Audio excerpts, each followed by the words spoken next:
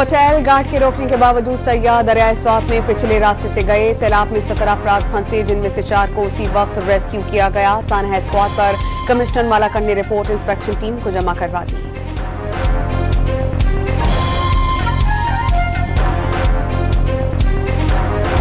Peshawar high court में सानहा Swat case की समाअत। Chairman inspection team का अदालत में महकमों की कोताही का एतराफ। चीफ जस्टिस पेशावर हाईकोर्ट ने गफलत बरतने वालों का तयन करने की हिदायत कर दी। हेलीकॉप्टर की दस्तयाबी और तफसीली रिपोर्ट तलब।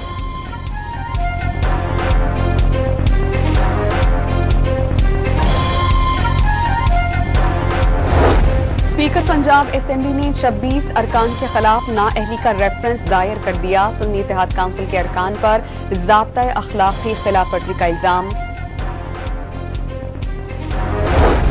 वज़ीर आज़म शहबाज शरीफ 2 रोज़ा दौरे पर अज़रबैजान पहुंच गए। इक़्तिसादी ताउन तंजीम के इजलास में इलाक़ाई और बैनुल अक़वामी उमूर पर पाकिस्तान का मौक़िफ़ पेश करेंगे। गवर्नर सिंध कामरान खान जसोरी की इस्लामाबाद में ईरानी सफारत खाने आमद। सफीर रजा अमीरी मुक़द्दम से मुलाकात। इसराइली जारियत में शहीद अफराद को ख़िराज अक़ीदत। एडिशनल आईजी कराची जावेद आलम मोढो का खारादर में हुसैनिया ईरानी इमाम बारगाह का दौरा। जुलूसों के रूट्स की सिक्योरिटी का जायजा लिया।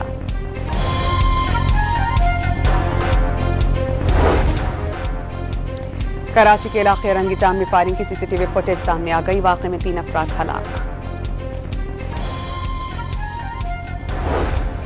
और फिनलैंड के शहर टैम्पियर में चाकू हमला, कई अफराद जख्मी, मुलजिम गिरफ्तार।